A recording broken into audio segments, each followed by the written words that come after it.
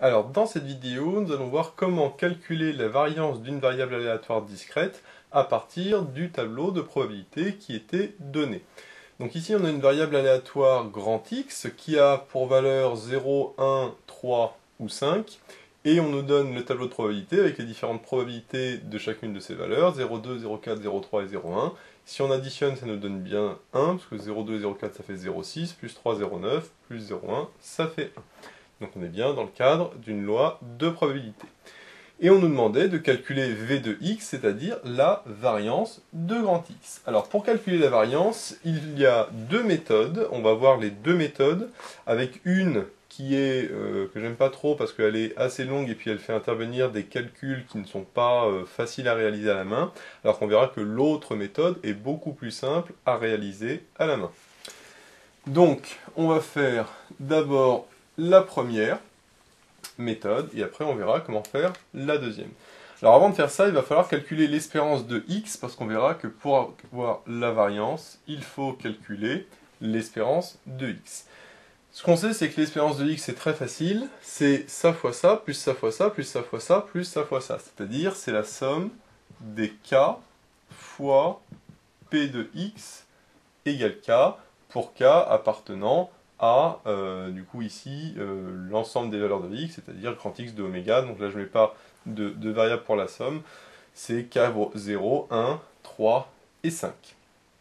C'est-à-dire que concrètement, ce qu'on va faire, c'est tout simplement, comme je viens de le dire, ça fois ça, plus ça fois ça, plus ça fois ça, plus ça fois ça. 0 fois 0,2, ça fait 0. 1 fois 0,4, ça fait 0,4. 3 fois 0,3, ça fait 0,9. Et 5 fois 0,1, ça fait 0,5. Si on additionne tout ça, 0,4 et 0,5, ça fait 0,9. 0,9 et 0,9, ça fait 1,8. Donc là, je vais assez rapidement sur ce calcul-là, parce que c'est plutôt simple. Donc l'espérance nous donne 1,8. Donc comme on le voit, c'est extrêmement rapide à calculer. Maintenant, la première méthode, qui est la méthode un petit peu longue, c'est de calculer directement la variance de x en utilisant le fait que la variance de x, c'est l'espérance non pas de x, mais de x moins e de x, le tout au carré.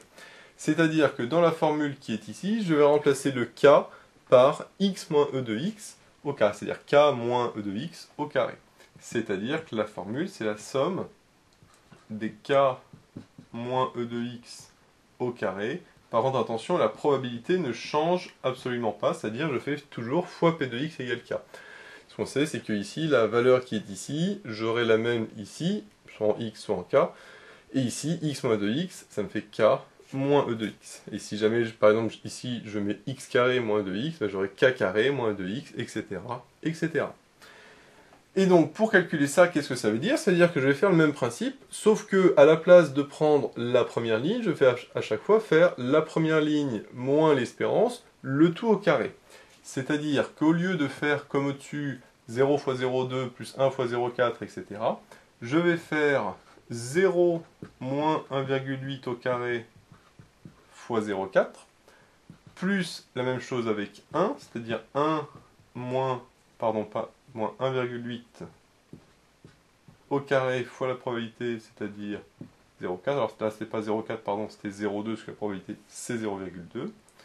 Plus, je mets en dessous, la même chose avec 3, c'est-à-dire 3 moins 1,8 au carré fois la probabilité, c'est-à-dire fois 0,3. Plus le dernier, c'est 5 moins 1,8 au carré, le tout fois la probabilité, c'est-à-dire fois 0,1. Donc là, on voit l'inconvénient de cette première méthode, c'est que j'ai 0 moins 1,8, donc ça fait moins 1,8 au carré. À faire de tête, c'est pas évident. 1 moins 1,8, même principe. Après, au carré, c'est pas évident du tout. 3 moins 1,8, après, c'est facile à faire, mais au carré, c'est plus compliqué. Et 5 moins 1,8, après à mettre au carré, là encore une fois, c'est compliqué. Si jamais l'espérance était un entier, par exemple 1, 2, 3, 4, etc., ce serait plutôt facile de faire la différence au carré. Mais là, du coup, c'est très long, ça n'a pas beaucoup d'intérêt, donc la calculatrice, malheureusement, est presque indispensable. Et si vous voulez quand même vous amuser à calculer, vous trouveriez 2,36. Une variance est toujours positive, puisque à chaque fois on a ici des carrés et des probabilités qui sont positives, et comme on additionne tout ça, forcément à la fin je ne peux trouver que quelque chose de positif. Donc comme on le voit, cette première méthode, pas forcément très intéressante. Ça peut servir dans des démonstrations, mais concrètement, après, dans le calcul pour les exercices, ça n'a pas beaucoup d'intérêt. Donc cette première méthode, moi je l'oublie, je l'utilise quasiment pas. On va maintenant voir la deuxième méthode, qui se fait, elle, cette fois-ci, on peut la faire en deux temps, on peut la faire directement. Ce qu'on sait aussi, c'est que la variance de x, c'est l'espérance de x carré moins l'espérance de x, le tout au carré. Attention à ne pas confondre les deux. Qu'est-ce que ça veut dire l'espérance de x carré? C'est un petit peu comme ce qu'on a fait ici, c'est-à-dire que je ne vais pas prendre ça fois ça, plus ça fois ça, plus ça fois ça, etc. Mais je vais prendre à chaque fois le carré de la valeur petit x. C'est-à-dire ça va être 0 au carré fois ça, plus 1 au carré fois ça, plus 3 au carré fois ça, plus 5 au carré fois ça. Attention, c'est bien la ligne des x qui est au carré, certainement pas la probabilité. Comme précédemment, hein, la probabilité reste toujours normale, on ne met jamais la probabilité au carré ou quoi que ce soit. Et après, pour l'espérance de x au carré, c'est tout simplement l'espérance de x, donc 1,8, le tout au carré. Donc si on fait le calcul, donc je vais détailler le calcul, c'est ça au carré fois ça, plus ça au carré fois ça, etc. etc. Donc c'est-à-dire, ça fait 0 au carré fois 0,2, plus 1 au carré fois 0,4, plus 3 au carré fois 0,3, plus le dernier 5 au carré fois 0,1, et moins, ne pas oublier, le 1,8, le tout au carré. Juste le 1,8 qui est au carré, parce qu'on a calculé l'espérance précédemment, c'est pour ça que là, on voit que dans les deux méthodes, il faut de toute façon calculer l'espérance. Et là, on voit que c'est beaucoup plus simple, puisque 0 au carré, 1 au carré, 3 au carré et 5 au carré, ce sont des choses qui sont très faciles à calculer, et on va d'ailleurs pouvoir le faire à la main. Donc 0 au carré, de toute façon, ça fait 0. 1 au carré, ça fait 1. 1 fois 0,4, ça fait 0,4. 3 au carré, ça fait 9. 9 fois 0,3. 3 fois 9, ça fait 27. Donc 3 fois 0,3, ça fait 2,7. Je fais 3 fois 9 et je décale la virgule d'un cran. 5 au carré, ça fait 25. 25 fois 0,1, ça fait 2,5, puisque multiplié par 0,1 revient à décaler la virgule d'un cran vers la gauche. Et le 1,8 au carré, alors ça, j'ai différentes manières, hein, je peux le poser si je veux, et je mets directement le résultat, hein, ça fait 3,24. Donc ça, si je veux, hein, je peux poser 1,8 fois 1,8, si je veux le faire des têtes, ou je dis que c'est 1 plus 0,8 au carré, bon, si ça n'a pas trop d'intérêt de détailler. Maintenant, là, je vois que je peux encore additionner deux têtes. 2,7 plus 2,5, ça va faire 5,2. 5,2 plus 0,4, ça va faire 5,6. Donc 5,6 moins 3,24. Et 5,6 moins 3,24, ça me donne 2,36. Et donc je retrouve la valeur que j'avais trouvée précédemment avec la formule du haut. Sauf que dans la formule précédente, on voit que les carrés, c'était pas des entiers, donc c'était très compliqué, alors que là, ça peut se faire à la main, puisque tous les carrés sont, alors ici des entiers, parce que la valeur de x est un entier.